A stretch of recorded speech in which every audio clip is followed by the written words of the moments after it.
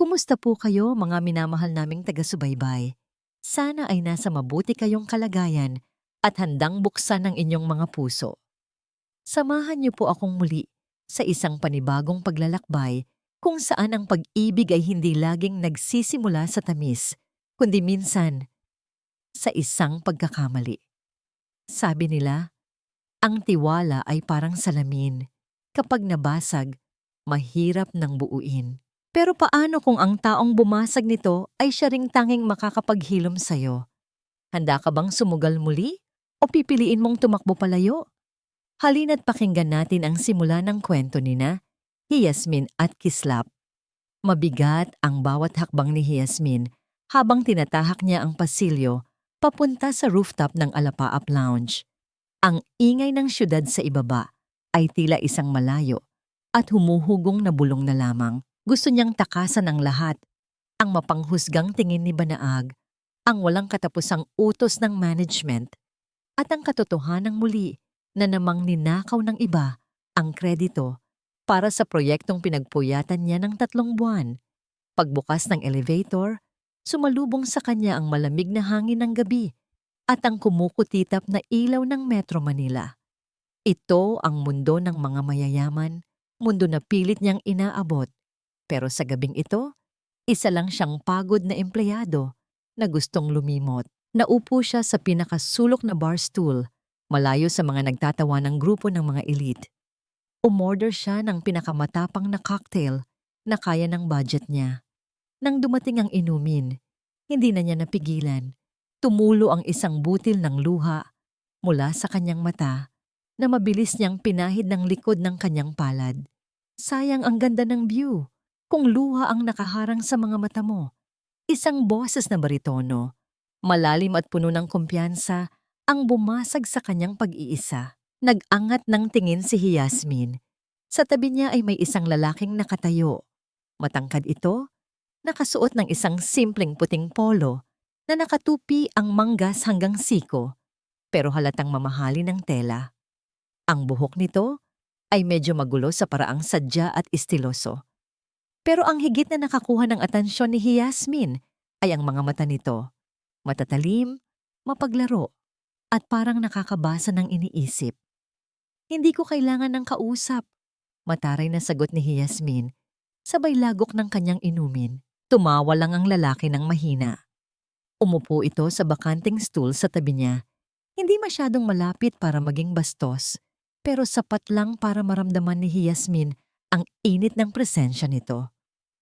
Wala naman akong sinabing mag-usap tayo, sagot ng lalaki sabay senya sa bartender. Gusto ko lang uminom at mukhang kailangan mo ng kasabay sa gabing iyon. Sa ilalim ng impluensya ng alak at matinding pagod, bumigay ang depensa ni Yasmin. Ang lalaking nagpakilala lang sa pangalang Kiss ay naging sandalan ng kanyang mga hinaing. Hindi ito nagtanong tungkol sa trabaho niya o sa pamilya niya. Nakinig lang ito. Pinatawa siya nito sa mga kwentong walang kabuluhan. Sa unang pagkakataon, matapos ang mahabang panahon, naramdaman ni Yasmin na siya ay isang babae. Hindi isang empleyado, hindi isang taga-suporta ng pamilya. Siya ay si Yasmin lang. At dahil sa lambot ng sandali, nang alukin siya nito na lumipat sa mas tahimik na lugar, tumango siya. Alam niyang mali. Alam niyang labag ito sa prinsipyo niyang huwag magtitiwala sa estranghero. Pero sa gabing iyon, gusto lang niyang maramdaman na may nagpapahalaga sa kanya. Ang sikat ng araw na tumatama sa kanyang mukha ang gumising kay Yasmin. Napapikit siya ng mariin dahil sa sakit ng ulo. Dahan-dahan niyang iminulat ang mga mata at napagtanto niyang wala siya sa kanyang maliit na inuupahang apartment. Mataas ang kisame, malambot ang kama, at amoy mamahaling pabango ang unan. Biglang bumalik ang lahat ng alaala ng nakaraang gabi. Ang Alapaap Lounge. Si Kiss, ang hotel room. Napaupo siya ng mabilis, hawak ang kumot sa kanyang dibdib. Sa tabi niya, mahimbing na natutulog ang lalaki. Ang mukha nito ay payapa, ibang-iba sa mapaglarong aura nito kagabi. Diyos ko, anong ginawa ko? Bulong ni Yasmin sa sarili. Nanginginig ang kanyang mga kamay. Ito ang klase ng pagkakamali na hindi gawain ng isang Yasmin Dalisay. Siya ang babaeng laging nag-iisip, laging maingat. Paano kung malaman ito sa opisina? Paano kung masamang tao pala ito? Mabilis siyang kumilos. Tahimik niyang pinulot ang kanyang mga damit na nagkalat sa sahig. Nagbihis siya nang hindi gumagawa ng ingay. Bago lumabas ng pinto, tiningnan niya muli ang lalaki. Gusto sana niyang mag-iwan ng note o magpaalam, pero nanaig ang takot at hiya. Tumakbo siya palabas ng hotel na parang isang kriminal na tumatakas sa eksena ng krimen. Isang gabi lang to, paulit-ulit niyang sinabi sa sarili habang sakay ng taxi pauwi. Hindi na kami magkikita ulit. Kalimutan na natin to. Lunes ng umaga sa Tala-Arawan Holdings. Halos hindi nakatulog si Yasmin noong weekend, pero kailangan niyang maging matatag. Ngayon ang araw na ipapakilala ang bagong CEO na papalit sa board. Kailangan niyang ipakita na siya ay professional, na walang nangyari. Uy, Yasmin, tulala ka na naman. Sita ni Banaag habang inaayos ang kanyang lipstick. Ayusin mo yang sarili mo. Darating na ang big boss. Baka naman pati sa kanya, magpaawa effect ka para ma-promote. Hindi na lang pinatulan ni Yasmin ang pasaring ng karibal. Huminga siya ng malalim at inayos ang kanyang blazer. Trabaho lang. Focus. Pumasok sila sa conference room. Naroon na ang lahat ng executives at managers. Mabigat ang tensyon sa loob. Lahat ay nag-aabang kung sino ang tagapagmana na uupo sa trono ng kumpanya. Good morning everyone, bati ng head of HR. Please welcome our new Chief Executive Officer, Mr. Kislap Villarreal. Bumukas ang malaking pinto ng conference room. Pumasok ang isang lalaking naka-dark blue na suit. Ang tindig nito ay puno ng awtoridad. Ang bawat hakbang ay may bigat ng kapangyarihan. Nanlamig ang buong katawan ni Yasmin. Ang kanyang puso ay tila huminto sa pagtibok. Ang mga kamay niya ay naging yelo. Hindi siya pwedeng magkamali. Ang tangos ng ilong, ang hubog ng panga, at ang mapaglarong kislap sa mga mata. Si Kiss, ang lalaking nakasama niya sa hotel. Ang lalaking tinakasan niya kahapon. Siya ang bagong CEO. Habang naglalakad ito, patungo sa kabisera ng mesa, iginala nito ang tingin sa mga empleyado. Isa-isa. Hanggang sa ang mga mata nito ay dumapo kay Yasmin. Natigilan ito ng bahagya. Nagtagpo ang kanilang mga mata. Gustong yumuko ni Yasmin, gusto niyang magtago sa ilalim ng mesa, pero parang naglu siya sa kanyang kinatatayuan. Nakita niya ang dahan-dahang pag-angat ng sulok ng labi ni Kislap. Isang ngiti na hindi pang boss, kundi isang ngiti ng nakakakilala. Isang ngiti na nagsasabing, huli ka. It's nice to see some familiar faces. Makahulog ang sabi ni Kislap habang nakatingin ng diretso sa mga mata ni Yasmin. Sa sandaling iyon, alam ni Yasmin na ang tahimik niyang buhay ay tuluyan ng guguho. Sanay ako sa kontrol. Simula nang hawakan ko ang negosyo ng pamilya, bawat kilos, bawat transaksyon, at bawat tao ay sumusunod sa kumpas ko. Pero sa umagang ito, habang nakaupo ako sa swivel chair ng aking bagong opisina sa Tala-Arawan Holdings, ang tanging kontrol na gusto ko ay ang kontrol sa reaksyon ng babaeng nasa tapat ko, Yasmin Dalisay. Kahit nakayuko siya at pilit na nagtatago sa likod ng kanyang mga folder, amoy na amoy ko pa rin ang bango ng kanyang buhok. Ang amoy na naging dahilan kung bakit hindi ako nakatulog ng maayos noong Sabado ng gabi. Akala niya, siguro ay ganoon lang kadaling tumakas. Akala niya siguro ay isa lang siyang anino na dadaan sa buhay ko at mawawala na paggising ng araw. Pwes, nagkakamali siya. Miss Dalisay, tawag ko sa mahinahong boses, pero alam kong sapat na yon para mapatalo ng puso niya. Dahan-dahan siyang nag-angat ng tingin. Ang kanyang mga mata ay punong-puno ng kaba, pagkalito, at takot. Isang uri ng takot na lalong nagpapagana sa akin na asarin siya. Po, sir? Nauutal niyang sagot. Hindi ko nagustuhan ang kape sa pantry, sabi ko. Habang nakasandal sa aking upuan, pinaglalaruan ng isang mamahaling ballpen sa pagitan ng aking mga daliri. Sabi ng HR, matagal ka na rito? Siguro naman, alam mo kung ano ang panlasa na hinahanap ko. Lumingon si Banaag, ang marketing manager na kanina pa pilit na nagpapapansin sa akin. Sir, I can handle that. I'll order the best coffee from the artisan shop downstairs. Ngumiti ako ng tipid, pero ang tingin ko ay nanatiling nakapako kay Yasmin. No, Miss Rosales. I want Miss Dalisay to make it personal, katulad ng recipe na natikman ko nung isang gabi. Nakita ko ang panlalaki ng mga mata ni Yasmin na mula ang kanyang pisngi hanggang sa kanyang mga tainga. Alam niya ang tinutukoy ko. Hindi lang kape ang tinutukoy ko. Sige po, sir. Gagawan ko po kayo. Bulong niya bago mabilis na tumalikod at lumabas ng conference room. Pinanood ko siya sa malayo. Sa buong maghapon, hindi ko siya tinigilan. Tuwing may pagkakataon, tatawagin ko siya sa aking opisina. Minsan para lang magtanong tungkol sa isang file na alam ko naman ang sagot.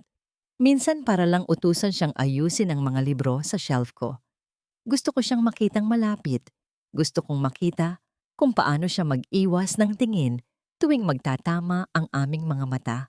Pero hindi lang pala ako ang nakakapansin. Yasmin! Nirinig kong sigaw ni Banaag mula sa labas ng aking pinto. Bahagya kong binuksan ang blinds ng aking glass wall para makita ang nangyayari. Bakit po, ma'am? Tanong ni Yasmin. Bakas ang pagod sa kanyang mukha. Huwag mong isipin na dahil pinapaboran ka ng bagong CEO sa paggawa ng kape ay espesyal ka na. Matalim na sabi ni Banaag. Narito ang 5 campaign reports. Kailangan niya ng 5:00 ng hapon. Gawin mo yan habang tinitimpla mo ang kape ni Sir Kislap at siguraduhin mong walang mali. Kundi, sisiguraduhin kong wala ka ng trabahong babalikan bukas. Mariing nakakuyom ang aking kamao sa hawakan ng pinto. Gusto kong lumabas at pagsabihan si Banaag pero pinigilan ko ang aking sarili. Gusto kong makita kung hanggang saan ang tatag ni Yasmin. Sumapit ang gabi. Halos lahat ng empleyado ay nakauwi na. Pero alam kong naroon pa rin siya sa kanyang table, nakalubog sa mga papeles na ibinigay ni Banaag. Nang makita ko siyang tumayo at lumakad patungo sa elevator, kinuha ko ang aking coat at sumunod. Saktong papasara na ang pinto ng elevator nang iharang ko ang aking kamay. Pumasok ako sa loob. Kaming dalawa lang. Tahimik. Ang tanging naririnig ay ang mahinang ugong ng makina. Elevator. Pagod ka na? Tanong ko. Hindi siya sumagot. Nanatili siyang nakatingin sa tapat ng pinto. Yasmin, kinakausap kita. Sabi ko. Hinakbang ko ang isang paa palapit sa kanya. Sir, tapos na ang oras ng trabaho. Mahina pero matapang niyang sagot. Kung tungkol sa kape o sa reports, bukas na lang po. Paano kung hindi tungkol doon ang gusto kong pag-usapan? Hinuli ko ang kanyang braso at dahan-dahang iniharap siya sa akin. Ikinulong ko siya sa pagitan ng aking dalawang braso. Nakasandal ang kanyang likod sa malamig na dingding ng elevator. Bakit ka tumakas? Bulong ko. Bakit iniwan mo lang ako sa hotel na yun na parang wala tayong pinagsamahan? Dahil mali yun! Sigaw niya, ang kanyang mga mata ay nagsisimula ng magtubig. Mali ang lahat ng nangyari sa atin, sir. Lasing ako, pagod ako. At ikaw, hindi kita kilala. Akala ko, yun na ang huli. Pero bakit kailangang dito ka pa magtrabaho? Dahil siguro kailangan nating tapusin ang nasimulan natin. Sagot ko. Ang boses ko ay naging paos. Yasmin, hindi ko nakakalimutan ng gabing yun. At sa tingin ko ikaw din. Kalimutan mo na, sir. Parang awa mo na. Hindi ko kaya, sabi ko habang inilalapit ang aking mukha sa kanya. Yasmin, makinig ka. Hindi ko itinuturing na pagkakamali ang gabing yun. At sa totoo lang, balak ko itong ulitin. Eksaktong pagtapos ng aking huling salita, tumunog ang elevator. Ting! Bumukas ang pinto. Inaasahan kong lobby ang bubungad sa amin, pero nagkamali ako. Huminto ang elevator sa ikalimang floor, at doon, nakatayo sa tapat ng pinto, ay si Banaag.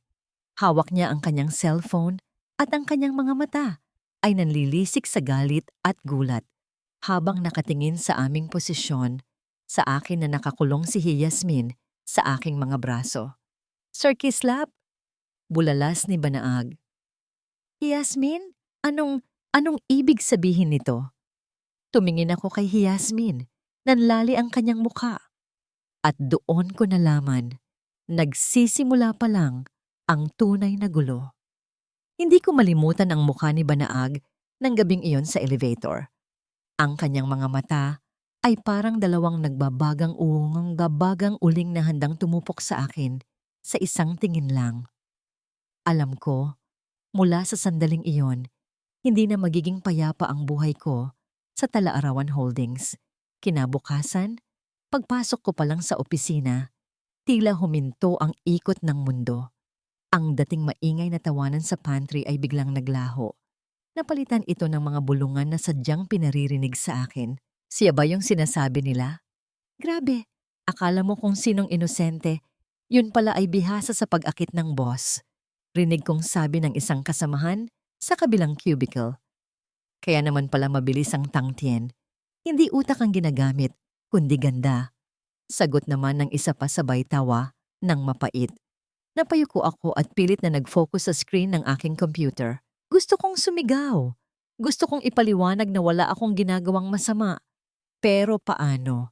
Sino ang maniniwala sa isang hamak na empleyado laban sa makapangyarihang CEO?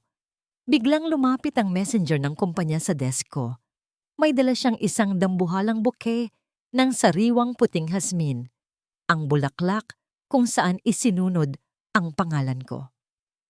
Para kay Miss Yasmin Dalisay, anunsyo ng messenger. Sapat na para marinig ng buong floor. Sino ang nagpadala?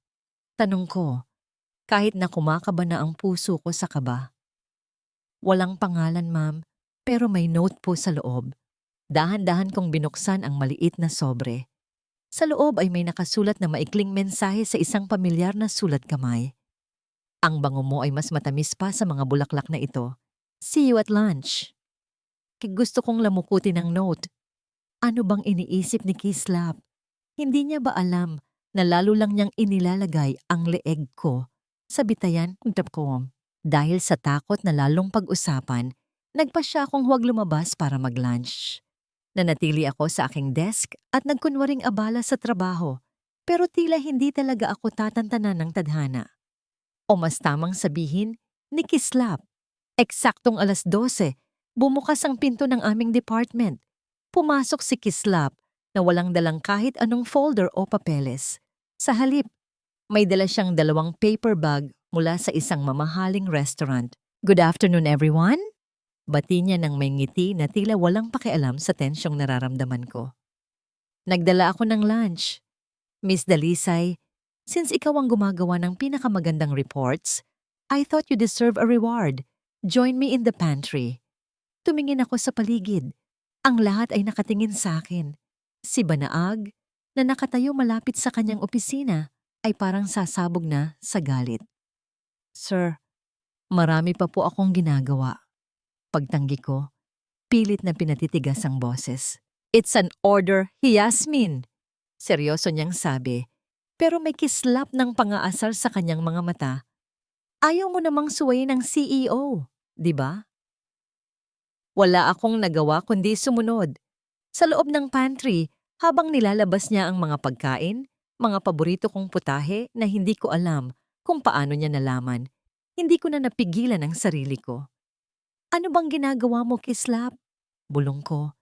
Tinitiyak na walang makakarinig sa amin. Pinapahamak mo ako. Alam mo ba ang mga sinasabi nila tungkol sa akin sa labas? Itinigil niya ang pag-aayos ng kubyertos at tumingin sa akin. Ang kanyang ekspresyon ay lumambot. Yasmin, Wala akong pakialam sa sinasabi nila. Gusto lang kitang alagaan. Hindi ito ang paraan, sabi ko. Nararamdaman ang init ng luha sa aking mga mata. Gusto ko ang trabahong ito. Pinaghirapan ko ito. Pero dahil sa ginagawa mo, parang basura na ang tingin sa akin ng lahat. Tumayo siya at lumapit sa akin. Bago pa ako makaiwas, hinawakan niya ang aking mga kamay. Kung ganoon, hahayaan ko silang makita ang totoo. Na hindi mo ako inaakit, kundi ako ang patay na patay sa'yo. Pagkatapos ng lunch na halos hindi ko nalunok, dumiretso ako sa comfort room para maghilamos. Pero doon, naghihintay na pala si Banaag. Pagpasok ko pa lang, naririnig ko na ang tunog ng lock ng pinto. Akala mo ba, mananalo ka? Malamig na sabi ni Banaag habang nakaharap sa salamin, nag-aayos ng kanyang buhok. Yasmin, kilala ko ang mga lalaking katulad ni Kislap Villarreal. Mahilig sila sa mga bagong laruan, pero kapag nagsawa na sila, itatapon ka rin nila sa basurahan kung saan ka nanggaling. Wala akong ginagawang masama, ma'am. Sagot ko. Pilit na pinananatili ang dignidad. Talaga? Lumingon siya sa akin. Ang mukha ay puno ng panghahamak. Ang paglalandi sa boss ay isang malaking pagkakamali rito. Huwag kang kampante. Isang maling galaw mo lang, sisiguraduhin kong hindi ka lang mawawalan ng trabaho, kundi mababahira ng pangalan mo sa buong industriya. Hinding-hindi ka na makakahanap ng trabaho kahit saan. Lumabas siya ng CR, sabay bagsak ng pinto. Naiwan akong nanginginig. Ang takot na kanina pa namumuo sa dibdib ko ay tuluyan ng sumabog. Kailangan ko itong tapusin. Ngayon din. Naglakad ako patungo sa opisina ni Kislap, pero bago pa ako makarating sa main lobby, nakita ko siyang papalabas. Agad ko siyang hinila patungo sa fire exit. Ang tanging lugar kung saan walang CCTV at walang taong madalas pumunta. Kislap, tigilan na natin to. Sigaw ko pagkapasok namin sa madilim na pasilyo. Huwag mo na akong padalhan ng bulaklak. Huwag mo na akong yayayain mag-lunch. Layuan mo na ako. Nagulat siya sa biglaan kong pagsabog. Yasmin, anong nangyari? Nangyayari na ang kinatatakutan ko. Sinisira mo ang buhay ko. Umiiyak na ako. Ayoko na. Ayoko na ng atensyon mo. Ayoko na sa'yo. Tumitig siya sa akin ng matagal. Ang kanyang mga mata na laging mapaglaro ay biglang naging seryoso at puno ng sakit. Hinawakan niya ang magkabilang balikat ko at isinandal ako sa pader. Sinabi mo na ba ang lahat? Tanong niya sa paos na boses. Oo, kaya bitawan mo na. Hindi ko natapos ang sasabihin ko dahil bigla niyang idinikit ang kanyang mga labi sa akin. Isang halik na hindi katulad ng sa hotel. Ang halik na ito ay puno ng pagnanais, ng pangako, at ng desperasyon na patunayan ang kanyang nararamdaman. Sa gitna ng dilim ng fire exit, nawala ang takot ko, nawala ang boses ni Banaag. Ang tanging naramdaman ko ay ang mabilis na tibok ng puso ni Kislap laban sa dibdib ko. Humiwalay siya ng bahagya, ang kanyang noo ay nakadikit sa noo ko. Yasmin, hindi ako naglalaro. At gagawin ko ang lahat para protektahan ka. Kahit ang ibig sabihin noon ay kalabanin ko ang buong mundo o ang sarili kong kumpanya. Magsasalita pa sana ako nang biglang bumukas ang pinto ng fire exit mula sa itaas na palapag. Isang anino ang nakatayo doon, nakatingin sa aming dalawa na magkayakap pa rin sa dilim. Nanginginig ang aking mga kamay habang hawak ko ang pinto ng fire exit. Ang nakita ko sa loob, ang mahigpit na yakap ni Kislap at ang paglapat ng kanyang mga labi kay Yasmin ay parang isang sampal na nag-iwan ng hapdi sa aking buong pagkatao. Paanong ang isang tulad niya? Isang hamak na assistant na walang pangalan, walang koneksyon, at lalong walang class ang siyang nakakakuha ng atensyon ng isang Kislap Villarreal? 5 taon ko nang ibinibigay ang lahat para sa Talaarawan Holdings Ako ang mukha ng marketing. Ako ang dapat na nasa tabi ni Kislap. Hindi ito maaari. Bulong ko sa sarili habang mabilis na naglalakad palayo bago nila ako mapansin. Kung akala mo, Yasmin, ay nakuha mo na ang jackpot, nagkakamali ka. Sisiguraduhin kong ang halik na yan ang magiging mitya ng pagkasunog ng karir mo. Pumasok ako sa aking opisina at agad na binuksan ang shared drive ng team. Doon, nakita ko ang file ng bagong campaign proposal ni Yasmin para sa Alapaap Project. Isang napakagandang ideya, sariwa, matapang, at puno ng puso. Mas maganda ito sa kahit anong nagawa ko sa loob ng 1 taon. Isang mapait na ngiti ang sumilay sa aking mga labi. Pinindot ko ang copy at inilipat ang lahat ng content sa isang bagong file sa ilalim ng aking pangalan. Pagkatapos, binura ko ang orihinal na file ni Yasmin. Tingnan natin kung sino ang kikinangin sa harap ng board bukas. Wika ko sa dilim. Hindi ako nakatulog. Ang init ng halik ni Kislap ay tila nakatatak pa rin sa aking mga labi. Pero ang takot sa aking puso ay mas matindi pa kaysa sa anumang kilig. Pagdating ko sa opisina kinabukasan, agad kong binuksan ang aking computer para i-finalize ang aking presentation para sa malaking meeting mamaya. Pero halos tumigil ang tibok ng puso ko nang makita ang empty folder. Nasaan yun? Sigurado akong sinave ko yun dito. Bulalas ko, habang mabilis na nire-refresh ang system. Pero wala. Naglaho ang lahat ng pinagpuyatan ko. May problema ba, Yasmin? Isang boses na puno ng sarkasmo ang narinig ko sa likuran ko. Si Banaag, suot ang kanyang pinakamahal na suit at isang ngiting tagumpay. Ma'am, nawawala po yung campaign file ko. Hindi ko po mahanap sa server. Sagot ko, nanginginig ang boses. Oh, talaga? Baka naman nakalimutan mo lang gawin dahil masyado kang abala sa ibang bagay? Muling pasaring niya, huwag kang mag-alala. I have my own proposal. Maupo ka na lang doon at matuto kung paano maging isang tunay na professional. Nagsimula ang meeting sa conference room. Naroon si Kislap, nakaupo sa kabisera, seryoso at walang bahid ng ngiti. Ni hindi niya ako tiningnan nang pumasok ako na ipinagpasalamat ko rin dahil hindi ko alam kung paano siya haharapin pagkatapos ng nangyari sa fire exit. Tumayo si Banaag at sinimulan ang kanyang presentation. Habang lumalabas ang mga slides sa malaking screen, pakiramdam ko ay binubuhusan ako ng kumukulong tubig. Iyon ang ideya ko. Bawat salita, bawat graph, bawat creative concept, lahat iyon ay sa akin. Ninakaw niya ang gawa ko. Gusto kong tumayo at sumigaw. Pero sino ang maniniwala sa akin? Siya ang manager.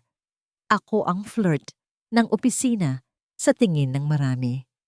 This is impressive, Miss Rosales. Komento ng isa sa mga board members. Innovative and very timely. Thank you, sir. I spent weeks developing this vision. Sagot ni Banaag nang walang kukurap-kurap. Pero biglang nagsalita si Kislap. Actually, putol niya. Ang boses ay malamig at matalim. I find this proposal lacking. Masyadong pamilyar ang atake. Miss Dalisay, I remember you mentioned a different approach when we were discussing things. What can you say about this? Lahat ng mata ay lumingon sa akin. Ramdam ko ang mariing tingin ni Banaag na parang nananakot. I think, nauutal kong simula. Don't be shy, Yasmin. Pagpapatuloy ni Kislap at sa puntong ito, napansin ko ang pagkakamali niya. Ang boses niya ay masyadong malambot, masyadong pabor sa akin. Alam kong ikaw ang may mas magandang ideya kaysa rito. In fact, I'm appointing you as the lead for the Alapaap project starting today. Miss Rosales, you will assist her. Nagkaroon ng bulungan sa buong kwarto.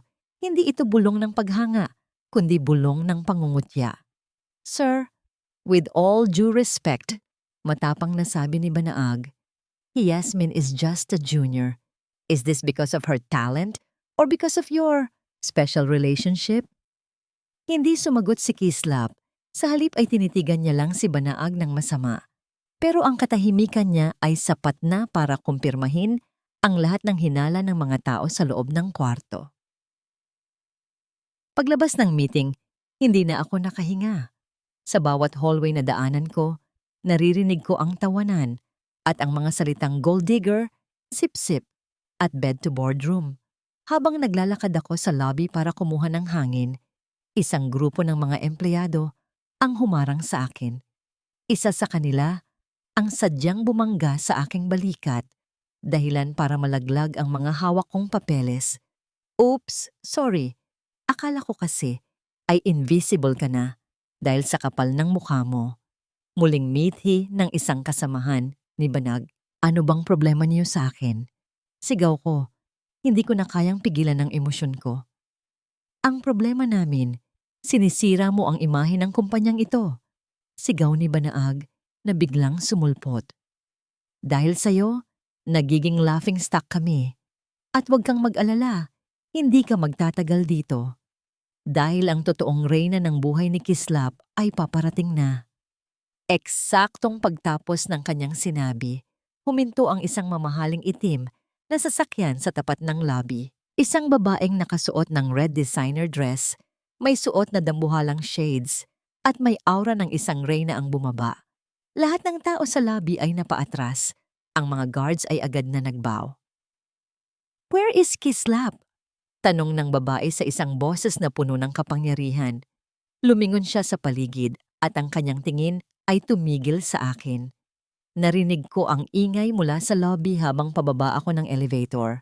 Sa loob-loob ko may masamang kutob na ako. Pero nang bumukas ang pinto at nakita ko ang babaeng nakatayo sa gitna ng sirkus na yon, tila tumigil ang pag-ikot ng mundo ko. Marikit Araneta. Ang babaeng sumira sa katahimikan ng buhay ko, ilang taon na ang nakakaraan. "Kislap, darling." Tili ni Marikit nang makita niya ako. Agad siyang lumapit at yumakap sa braso ko, na tila ba pag-aari niya ako. "I missed you so much. Bakit hindi mo sinasagot ang mga tawag ko?" Hindi ako nakapagsalita. Ang tingin ko ay agad na dumiretso kay Yasmin. Nakatayo siya doon. Hawak ang mga papeles na nagkalat sa sahig. Ang kanyang mga mata ay nanlalaki sa gulat at sakit. "Marikit, anong ginagawa mo rito?" Tanong ko sa mababang boses. Pilit na tinatanggal ang kanyang pagkakahawak. "What do you mean?" "Binibisita ko ang fiancé ko." Sagot niya ng malakas. Sapat para marinig ng bawat empleyadong nakikiusyoso sa lobby. Isang maugong na bulungan ang sumabog sa paligid. "Fiancé?" Narinig kong bulong ni Banaag na nasa gilid. May halong tuwa at tagumpay sa kanyang boses. Sabi ko na nga ba, ang basurang gaya ni Yasmin ay pampalipas oras lang. Gusto kong sumigaw. Gusto kong sabihin sa lahat na hindi totoo yon. Pero bago pa ako makapagsalita, naramdaman ko ang pag-vibrate ng cellphone ko sa aking bulsa. Isang text mula sa aking ama. "Huwag kang gagawa ng ingay, Kislap." Hawak ng mga Araneta, ang ebidensya ng utang ng Tala-Arawan. Isang pagkakamali mo lang, sa kulungan ang tuloy ko. Napako ako sa aking kinatatayuan. Ang bigat ng responsibilidad at ang kaligtasan ng aking ama ay parang isang kadena na humihila sa akin pababa sa impyerno. Pa-POV, Yasmin Dalisay, fiancé. Ang salitang iyon ay parang isang matalim na balisong na paulit-ulit na isinasaksak sa puso ko. Tumingin ako kay Kislap, naghihintay na itanggi niya ang lahat. Naghihintay na sabihin niyang nagkakamali ang babaeng ito. Pero nanatili siyang tahimik. Nakatingin lang siya sa akin. Ang kanyang mga mata ay puno ng isang emosyon na hindi ko mabasa. Lungkot ba ito o pag-iwas? "So, ito ba ang distraction mo rito, Kislap?" Lumingon si Marikit sa akin. Tinitigan ako mula ulo hanggang paa nang may matinding panghahamak. "Poor girl, masyado ka namang naging ambisyosa. Akala mo ba, ang isang bilyarial ay papatol sa isang katulad mo?" "Marikit, tama na." Mahinang saway ni Kislap. pero wala itong talim. Wala itong proteksyon para sa akin. Bakit, darling? Natatakot ka bang malaman niya ang totoo? Na kailangan mo ako para maisalba ang kumpanyang ito? Humalakak si Marikit. Yasmin, right? Listen to me. Kislap and I have been promised to each other since we were kids. Ang mga katulad mo, you're just a intermission, isang panandali ang aliw sa gitna ng nakakapagod na trabaho. Lalong nagtawanan ang mga tao sa paligid. Nakita ko si Banaag na nakangisi, tila nagdiriwang sa aking kahihiyan. Ramdam ko ang init ng mga luha na hindi ko na kayang pigilan. Ang lahat ng pagod, ang lahat ng pambubuli, at ang lahat ng tiwalang ibinigay ko kay Kislap noong gabing iyon sa hotel at sa fire exit. Lahat iyon ay naglaho na parang bula. Sir Kislap! Tawag ko sa kanya. Ang boses ko ay nanginginig. Totoo ba? Fiancé mo ba siya? Tumingin sa akin si Kislap. Nakita ko ang paggalaw ng kanyang lalamunan. Tila hirap na hirap siyang huminga. Lumingon siya kay Marikit. Pagkatapos ay muling tumingin sa akin. Yasmin, hindi ito ang tamang oras para pag-usapan to, sabi niya. Iniwas niya ang kanyang tingin. Iyon na yon. Ang sagot na hindi ko kailangang marinig ng buo, pero malinaw na sa aking pandinig. Ang pananahimik niya ay ang pinakamasakit na pag-amin. Ang tanga ko. Bulong ko sa sarili ko. Lumapit ako sa kanila. Ang bawat hakbang ko ay parang paglalakad sa ibabaw ng mga bubog. Tumigil ako sa tapat ni Kislap. Ang lalaking akala ko ay magliligtas sa akin mula sa dilim. Siya rin pala ang maglulubog sa akin sa pinakamalalim na hukay ng kahihiyan. Yasmin, please. Subok ni Kislap na hawakan ang braso ko. Pak! Isang malakas na sampal ang bumasag sa katahimikan ng lobby. Tumagilid ang mukha ni Kislap sa lakas ng aking pagkakahampas. Ang bawat emosyon ko, ang galit, ang sakit, ang pagkadismaya, ay ibinuhos ko sa sampal na yon. Sana ay naging masaya ka sa panonood sa akin na magmukhang tanga sa harap ng lahat. Sabi ko sa paos na boses, habang ang mga luha ay tuluyan ng umagos sa aking mga pisngi. Hindi ako basahan, Kislap, at hinding-hindi ako magiging laruan ng kahit sino. Lalo na ng isang katulad mo na walang paninindigan. Tinalikuran ko sila. Hindi ko na pinansin ang mga tawag ni Kislap. Hindi ko na pinansin ang mapanirang tawa ni Marikit o ang mga bulungan ng mga empleyado. Naglakad ako palabas ng Talaarawan Holdings nang hindi lumilingon. Sa bawat hakbang ko palayo, tila unti-unti ring nadudurog ang puso ko hanggang sa maging abo na lamang ito. Ang huling narinig ko ay ang sigaw ni Kislap. Bago ko tuluyang isinara ang pinto ng aking nakaraan, malamig ang bawat patak ng ulan na sumasabay sa aking paglalakad, pabalik sa aking cubicle. Pero mas malamig ang pakikitungo ng mga taong dati kong tinuring na kasamahan. Sa bawat madaanan ko, ang katahimikan ay tila isang malakas na sigaw ng panghuhusga. Kumuha ako ng isang maliit na karton. Isa-isa kong inilagay ang aking mga gamit, ang aking paboritong tasa, ang maliit na halaman na binili ko noong unang promo ko, at ang mga ballpen na naging saksi sa aking mga puyat. Tapos na ang palabas. Lumingon ako. Nakatayo si Banaag sa harap ko. Nakahalukip-kip at may mapanirang ngiti. Sayang, Yasmin. Akala ko pa naman ay matalino ka. Pero sa huli, isa ka lang palang hamak na one-night stand na nangarap maging reyna. Mithi ni Banaag. Huwag kang mag-alala. Ako na ang tatapos sa Alapaa project. Doon naman iyon nararapat. Sa kamay ng taong may class. Hindi ko siya tiningnan. Hindi ko siya sinagot. Inayos ko ang aking box at binuhat ito. Sa gabing ito, wala nang luha na lalabas sa aking mga mata sa harap nila. Ibubuhos ko ang lahat ng aking natitirang dignidad para lang makalabas sa impyernong ito nang nakataas ang noo.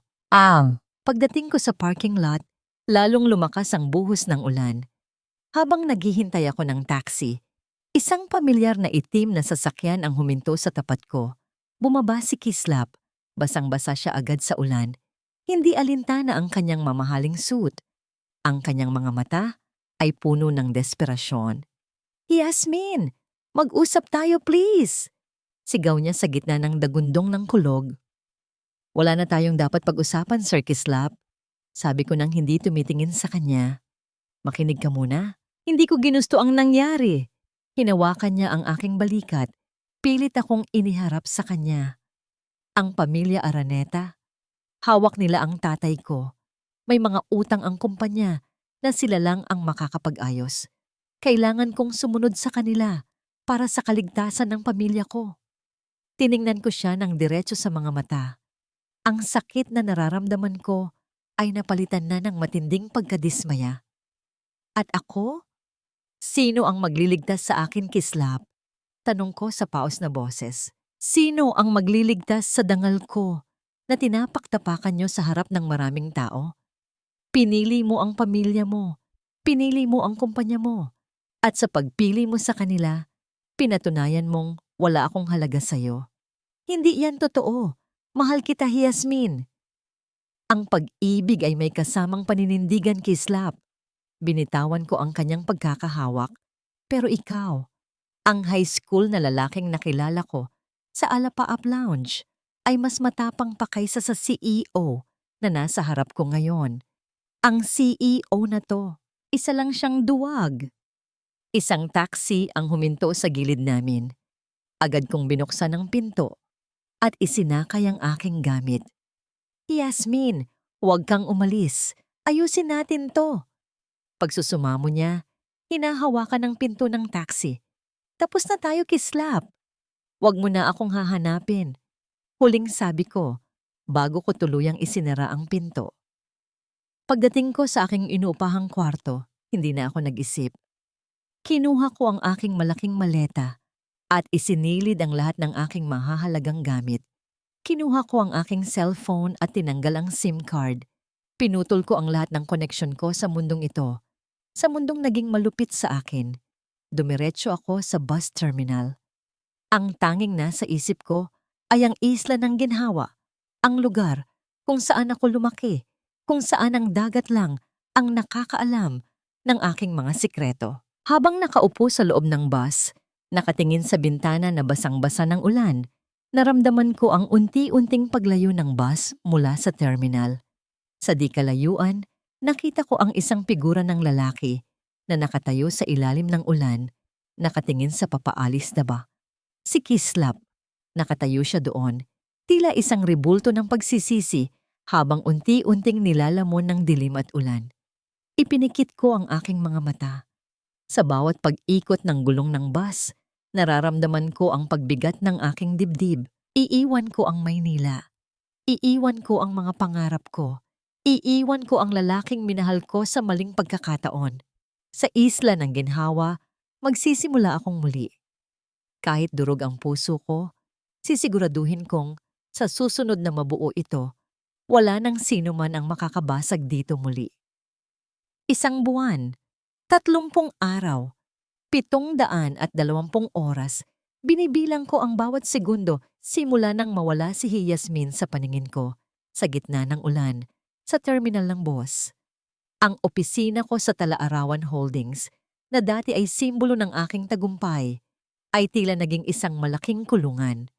Bawat sulok, bawat amoy ng kape, at bawat reports na dumadaan sa mesa ko ay nagpapaalala sa akin sa kanya.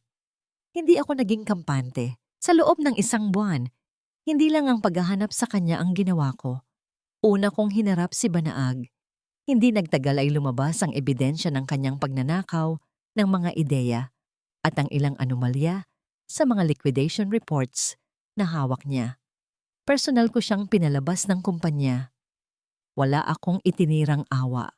Ang bawat luhang ibinuhos ni Yasmin dahil sa kanya ay ibinalik ko sa kanya ng doble. Pangalawa, si Marikit. Ibinenta ko ang halos lahat ng aking personal na shares at ilang ari-arian sa ibang bansa para mabayaran ang utang ng aking ama sa mga Araneta. Pinili ko ang kalayaan kaysa sa yaman. Sa huli, wala nang kapangyarihan si Marikit na diktahan ang buhay ko. Pero sa kabila ng lahat ng tagumpay na ito, nananatiling walang laman ang puso ko dahil wala siya. Sir, May balita na po ang ating private investigator. Ulat ng aking assistant. Agad kong kinuha ang envelope. Sa loob ay may mga litrato ng isang tahimik na baybayin, isla ng ginhawa. Doon siya matatagpuan. Isang mahabang biyahe sa barko ang tinahak ko bago ko narating ang isla. Malayo ito sa ingay at usok ng Maynila. Ang hangin ay amoy alat at sariwang halaman. Naglakad ako sa mapuputing buhangin, bit-bit ang isang backpack. Wala na ang mamahaling suit. Wala na ang aura ng isang aroganteng CEO. Ngayon, isa na lang akong lalaking naghahanap ng kapatawaran. Saan po rito ang bahay ng mga dalisay? Tanong ko sa isang batang naglalaro sa dalampasigan. Doon po, sa dulo ng kalyang yan. Yung may maraming tanim na hasmin sa harap. Turo ng bata. Habang papalapit ako, lalong bumibilis ang tibok ng puso ko. Natatakot ako. Paano kung itaboy niya ako? Paano kung galit pa rin siya? Natanaw ko ang isang maliit, pero maayos na bahay na gawa sa kawayan at kahoy. Sa tapat nito, nakita ko ang isang pamilyar na figura. Si Yasmin. Nakasuot siya ng simpleng pambahay na damit. Ang kanyang buhok ay nakapusod ng maluwag. Mukhang masigla siya. Ang kanyang balat ay tila nagkaroon ng kulay dahil sa sikat ng araw. Higit sa lahat, nakita ko ang isang bagay na matagal na niyang hindi nagagawa sa Maynila. Nakatatawa siya, pero ang tawa niyang yon ay hindi para sa akin. Nakatayo siya sa tabi ng isang lalaki, isang lokal na mangingisda. Marahil, batak ang katawan at may tapat na ngiti. Tinutulungan siya nitong magayos ng mga bulaklak sa bakod. Minsan ay hinahawakan nito ang kanyang balikat. At si Yasmin naman ay tumutugon nang may kasamang mahinhin na hampas sa braso nito. Parang may humigpit na tali sa aking dibdib. Ang selos at pagsisisi ay sabay na sumabog sa loob ko. Yasmin, mahina kong tawag. Sapat lang para marinig niya. Tumigil siya sa pagtawa. Dahan-dahan siyang lumingon sa direksyon ko. Ang kanyang nangiti ay unti-unting naglaho. Napalitan ng isang ekspresyon na hindi ko inaasahan. Hindi galit, hindi gulat, kundi isang malalim na pagod. Kislap, bulong niya. Lumapit ang lalaking kasama niya, tumingin sa akin ng may pagtataka at proteksyon sa mga mata nito. Yasmin, sino siya? May kailangan ba siya? Tumingin muli sa akin si Yasmin, pagkatapos ay sa lalaking nasa tabi niya. Huminga siya nang malalim bago muling tumingin sa akin ng diretso. Anong ginagawa mo rito, Kislap? Paano mo ako nahanap? Tanong niya sa boses na walang bahid ng emosyon. Nandito ako para bawiin ka. Sagot ko, humahakbang palapit kahit na parang gusto na akong sugurin ng lalaking kasama niya. Yasmin, wala na si Marikit. Wala na ang mga utang. Malaya na ako. Malaya na tayo. Isang mapait na ngiti ang sumilay sa kanyang mga labi. Malaya? Kislap, huli na ang lahat. Masaya na ako rito. At gaya ng nakikita mo, hindi ko na kailangan ng isang tagapagligtas mula sa Maynila. Inakbayan siya ng lalaki at sa pagkakataong ito, hindi umiwas si Yasmin. 1 linggo na ang lumipas, simula nang biglang sumulpot si Kislap sa aming isla. Akala ko, kapag itinaboy ko siya at ipinakita na masaya na ako, kasama ang aking kababata na si Alon, susuko na siya. Akala ko, ang isang lalaking lumaki sa air-conditioned na opisina at natutulog sa mga 5-star hotel ay hindi tatagal ng 2 araw sa isla ng ginhawa. Pero nagkamali ako. Tuwing 5:00 ng umaga, naroon na siya sa tapat ng aming bakod. Wala na ang kanyang mamahaling sasakyan. Wala na ang kanyang mga bodyguard. Nakasuot lang siya ng kupas na t-shirt at maong na shorts. Yasmin, hayaan mo na ako. Pakiusap ko sa aking sarili habang nakasilip sa bintana. Bumalik ka na sa Maynila. Hindi ka para rito. Ngunit sa halip na umalis, nakita ko siyang lumapit kay Lola Gunita na noon ay hirap na hirap sa pagbubuhat ng mga balde ng tubig para sa aming mga pananim. Lola, Ako na po. Rinig kong sabi ni Kislap. Agad niyang kinuha ang mga balde. Nakita ko ang pamumula ng kanyang mga braso at ang pag-umbok ng kanyang mga ugat sa leeg. Halatang mabigat para sa kanya, pero hindi siya binitaw. Aba, ang gwapong mangingisda na ito, mukhang masipag biro ni Lola Gunita. Hindi niya alam ang totoong pagkatao ni Kislap. Para sa kanya, si Kislap ay isang turistang naligaw na gustong magmuni-muni sa isla. Lumipas ang mga araw at naging usap-usapan si Kislap sa aming maliit na baryo. Tinatawag siyang ang bilyonaryong magsasaka ng ilang nakakaalam. Dahil kahit anong dumi ng trabaho, mula sa paglilinis ng kulungan ng baboy hanggang sa pagtulong sa pagbibilar ng isda, ay ginagawa niya ng walang reklamo. Isang hapon, nakita ko siyang nakaupo sa silong ng puno ng mangga. Pawis na pawis at puno ng dumi ang mga kamay. Lumapit ako sa kanya. Dala ang isang basong malamig na tubig. Hindi dahil sa gusto ko siyang kausapin, kundi dahil ayokong mamatay siya sa uhaw sa harap ng bahay namin. Inumin mo to, sabi ko sabay abot ng baso. Nag-angat siya ng tingin. Ang kanyang mga mata na dati ay puno ng yabang, ay ngayon ay tila nananabik sa kaunting pansin ko. Mabilis niyang kinuha ang baso, nagtama ang aming mga daliri, at naramdaman ko ang kuryenteng pamilyar na tila hindi kailanman nawala. Salamat, Yasmin, sabi niya pagkatapos uminom. Mas masarap pa ito kaysa sa pinakamahal na wine sa Alapaap. Kislap, hanggang kailan mo ba gagawin to? Tanong ko. Pilit na pinatitigas ang aking boses. Tingnan mo ang mga kamay mo. Puno na ng kalyo. Hindi ka sanay sa ganito. Bumalik ka na sa buhay mo. Tiningnan niya ang kanyang mga palad at ngumiti ng mapait. Ang mga kalyong ito, Yasmin, ay paalala sa akin na kailangan kong paghirapan ang lahat ng bagay na mahalaga sa akin. Noon, akala ko ay sapat na ang pera at kapangyarihan para makuha kita. Ngayon ko lang na-realize na ang pag-ibig pala ay parang pagsasaka. Kailangang bungkalin ang lupa, magtanim ng may tiyaga, at maghintay kahit bumabagyo. Ang dami mong sinasabi. Pag-iwas ko. Hindi mabubura ng pagbubuhat ng balde ang ginawa mo sa Maynila. Alam ko, tumayo siya at humarap sa akin. Kaya nga hindi ako titigil hanggang sa mapatunayan ko sa'yo na ang Kislap na nasa harap mo ngayon ay hindi na ang CEO na iniwan mo. Ako na lang to, si Kis, ang lalaking mahal na mahal ka. Kinagabihan, nagkaroon ng maliit na salo-salo sa aming bakuran. Naroon si Alon na halatang hindi komportable sa presensya ni Kislap. Habang kumakain kami ng hapunan, biglang nagsalita si Lola Gunita. Tumahimik ang lahat.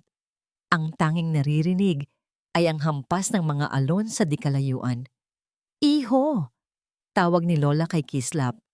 Isang linggo ka na ritong pabalik-balik. Alam kong hindi ka lang basta turista. At alam kong may kasalanan ka sa apo ko, kaya ka nagpapakapagod ng ganyan. Tumingin si Kislap kay Lola, pagkatapos ay sa akin. Opo, Lola, malaki po ang kasalanan ko. Ibinaba ni Lola Gunita ang kanyang kutsara at tumitig ng diretso sa mga mata ni Kislap. Ang kanyang mukha ay naging seryoso, ang mukha ng isang matandang dumaan na sa maraming bagyo ng buhay. Ang sugat sa balat, madaling gamutin. Pero ang sugat sa dangal at puso, lalo na ng isang babaeng nagtiwala, ay hindi basta-basta naghihilom, sabi ni Lola.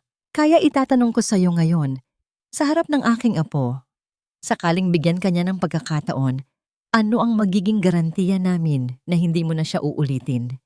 Napaiyakin at ipahiya. Ano ang kaya mong ibigay na hindi kayang bilhin ng pera mo? Napatitig ako kay Kislap.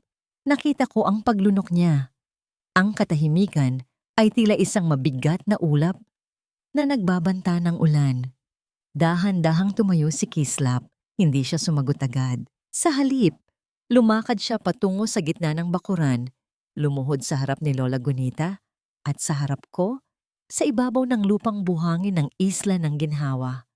Wala akong dalang kontrata o pera ngayon, Lola. Simula niya sa nanginginig na boses. Ang tanging dala ko ay ang aking buhay. At handa ko itong iwan dito sa islang ito, kasama niyo, kung iyon lang ang tanging paraan para mapatunayan kong tapat ako. Madilim ang langit sa isla ng ginhawa.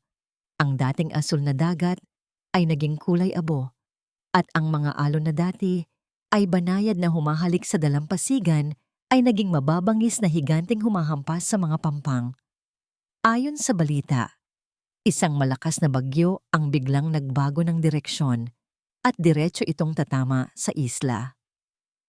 Yasmin, tulungan mo akong itali ang mga bintana. Sigaw ni Lola Gunita sa gitna ng humuhugong na hangin. Nagkakagulo ang mga tao sa baryo. Ang mga mangingisda ay nagmamadaling isampa ang kanilang mga bangka sa mas mataas na lugar. Si Yasmin ay nanginginig sa takot, hindi para sa sarili, kundi para sa kanilang maliit na bahay na gawa lang sa magagaan na materyales. Biglang bumukas ang pinto. Pumasok si Kislap, basang-basa na ng ulan. May dala siyang mga makakapal na lubid at ilang piraso ng yero. Anong ginagawa mo rito? Sigaw ni Yasmin. Dapat ay nasa evacuation center ka na sa munisipyo. Hindi sumagot si Kislap. Agad siyang dumiretso sa likod ng bahay. Lola, Yasmin, pumasok na kayo sa loob. Bububungan ko ang mga mahihinang bahagi ng bahay niyo. Hindi kakayanin ng bubong niyo ang lakas ng hangin mamaya. Kislap, delikado. Pigil ni Yasmin. Hinawakan niya ang braso ng lalaki. Tumingin sa kanya si Kislap. Sa gitna ng dilim at ulan, nakita ni Yasmin ang determinasyon sa kanyang mga mata. Isang determinasyong hindi niya nakita noong sila ay nasa Maynila. Yasmin, hindi ko hahayaang mawala ang tanging lugar na nagbigay sa iyo ng kapayapaan. Magtiwala ka sa akin. Lumipas ang mga oras at lalong lumakas ang bagyo. Ang bubong ng bahay ni Yasmin ay tila lilipad na sa bawat bugso ng hangin. Sa labas, nakita ni Yasmin sa pamamagitan ng bintana si Kislap na pilit na itinatali ang mga poste. Nahihirapan siya, nadudulas sa putik, pero pabalik-balik pa rin siya. Isang malakas na lagutok ang narinig nila. Ang isang bahagi ng yero sa kusina ay natuklap. Kislap! Sigaw ni Yasmin nang makita niyang umakyat ang lalaki sa isang kawayang hagdan para ayusin ang yero. Yasmin, huwag kang lalabas! Balik sigaw ni Kislap. Pero huli na. Isang dambuhalang sanga ng puno ng mangga ang nabali dahil sa tindi ng hangin. Direkta itong humampas sa direksyon ni Kislap. Nakita ni Yasmin kung paano nahulog si Kislap mula sa hagdan at natabunan ng mga sanga at ilang piraso ng kahoy. Kislap! Hindi na nag-isip si Yasmin. Binaliwala niya ang utos ni Lola. Binaliwala niya ang panganib ng bagyo. Tumakbo siya palabas. Lumubog ang kanyang mga paa sa putik hanggang sa marating niya ang kinaroroonan ng lalaki. Kislap! Gumising ka! Please, Kislap! Umiiyak na si Yasmin habang pilit na inaalis ang mga sangang nakadagan sa kanya. Dahan-dahang iminulat ni Kislap ang kanyang mga mata.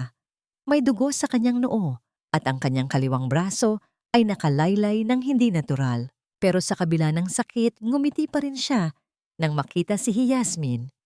Ayos lang ba ang bahay niyo?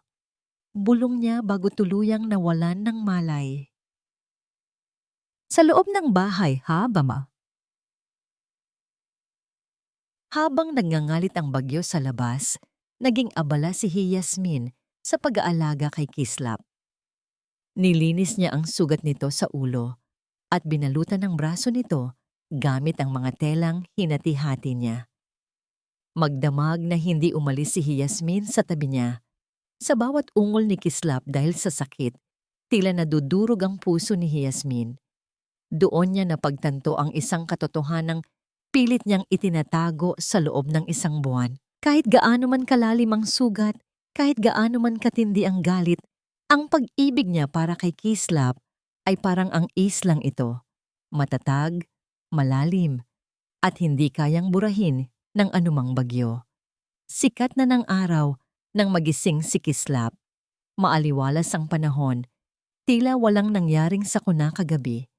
Nakita niya si Yasmin na nakasandal sa gilid ng kanyang higaan, mahimbing na natutulog habang hawak-hawak pa rin ang kanyang kamay. Dahan-dahang gumalaw si Kislap na naging sanhi ng paggising ni Yasmin.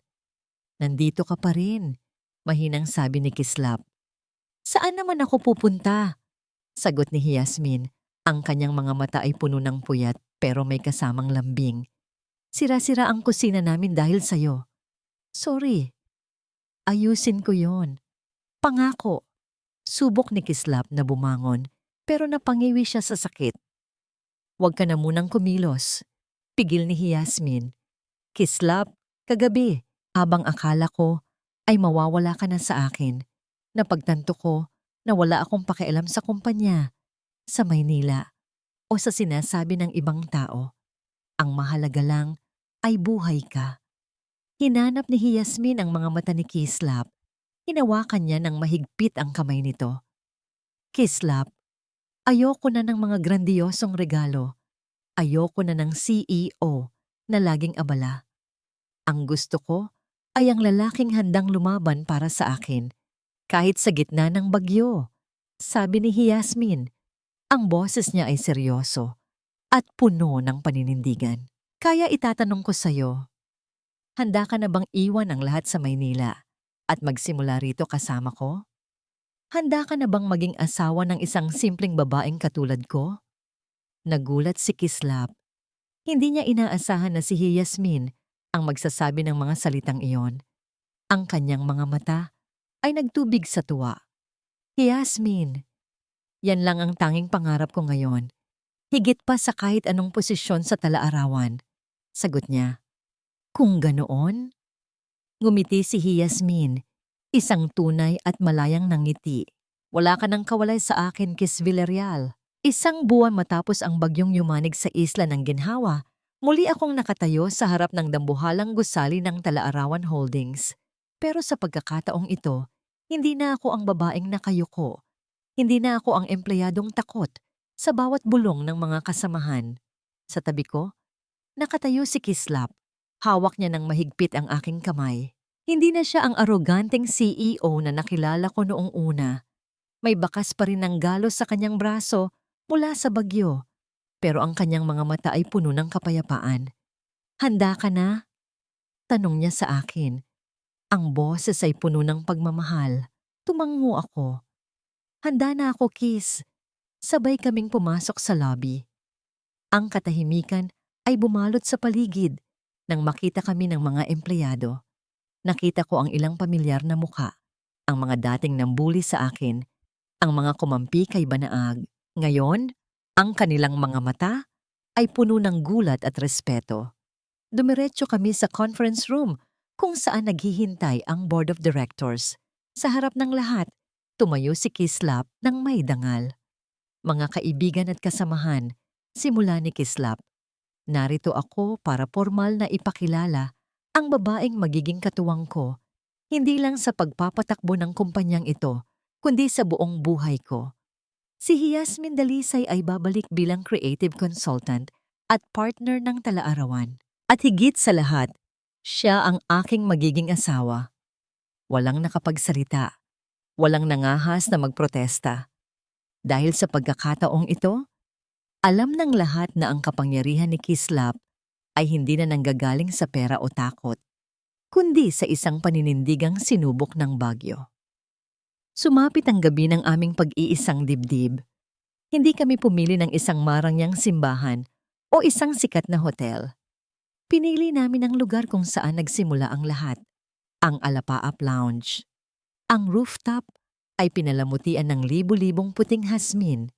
Ang bango ng mga bulaklak ay humahalo sa malamig na hangin ng gabi. Ang mga ilaw ng Maynila sa ibaba ay tila mga bituin na sumasaksi sa aming pangako. Nakatayo ako sa dulo ng altar. Suot ang isang simpleng puting gown na gawa sa lokal na tela mula sa aming isla. Habang naglalakad ako, patungo kay Kislap, tila nagfa-flashback sa isip ko ang lahat. Ang gabing lasing ako sa bar, ang sampal na ibinigay ko sa kanya, ang ulan sa terminal ng bus, at ang putik sa isla ng ginhawa. Nang marating ko siya, kinuha niya ang aking mga kamay. Nanginginig ang kanyang boses nang simulan niya ang kanyang vows. Yasmin, ang pangalan mo ay nangangahulugang hiyas at Hasmin. Isang hiyas na hindi ko nakita agad ang halaga dahil nabulag ako ng ningning ng mundong ito. Isang bulaklak na pilit kong pinuputol para lang mapasunod sa gusto ko. Pero itinuro mo sa akin na ang tunay na pag-ibig ay hindi pag-aari, kundi pag-aalaga. Salamat sa hindi pagsuko sa akin nung ako ay isang duwag na CEO. Ngayon, sa harap ng Diyos at ng mga taong mahal natin, nangangako ako na ako ang magiging silungan mo sa bawat bagyong darating. Hindi ko na mapigilan ang aking mga luha. Kislap, akala ko noon ay pagkakamali ang mahalin ka, pero natutunan ko na ang pinakamagandang kwento ay madalas nagsisimula sa mga maling pahina. Ikaw ang aking kislap sa gitna ng dilim at hinding-hindi ko nahahayaang mawala ang liwanag na iyon. Sa ilalim ng kalangitan ng Maynila, sa gitna ng mga bulaklak na hasmin, pinagtibay ang aming sumpaan. Isang halik ang nagsara sa aming nakaraan at nagbukas sa aming kinabukasan. Ngayon, alam ko na. Ang pag-ibig ay hindi parang kape na mabilis timplahin at mabilis lumamig. Ang tunay na pag-ibig ay parang ang pangalan ko, isang hiyas na pinatibay ng panahon at isang bulaklak na namumukadkad kahit sa gitna ng pinakamalakas na bagyo. Ito ang aming simula, ang aming walang hanggan. Ang kwento ni Yasmin at Kislap ay nagtuturo sa atin na ang pagkakamali sa nakaraan ay hindi basehan ng ating buong pagkatao. Ang tunay na pag-ibig ay hindi nasusukat sa yaman o katanyagan, kundi sa tapang na magpakumbaba, humingi ng tawad, at manindigan para sa taong mahal mo, anuman ang sabihin ng mundo. Maraming salamat po sa inyong pagsama sa amin mula sa unang kabanata hanggang sa matamis na pagtatapos na ito. Sana ay nagustuhan ninyo ang kwento ni Yasmin at Kislap. Ano pong bahagi ng kwento ang pinaka-nagustuhan ninyo? O anong klaseng kwento po ang gusto ninyong marinig sa susunod? I-comment nyo po sa ibaba. Dahil mahalaga po sa amin ang inyong boses. Hindi dito nagtatapos ang ating paglalakbay. Marami pa pong kwentong kasing ganda at mas puno ng aral dito sa aming channel. Kung nagustuhan nyo ang kwentong ito, i-like, i-share sa pamilya at mga kaibigan, at mag-subscribe na rin para lagi kayong updated sa mga susunod pa naming kwento. I-click nyo ang notification bell para kayo ang unang makarinig kapag may bago kaming upload. Pagpalain po kayo ng Panginoon, kayo at ang inyong buong pamilya. Hanggang sa muli.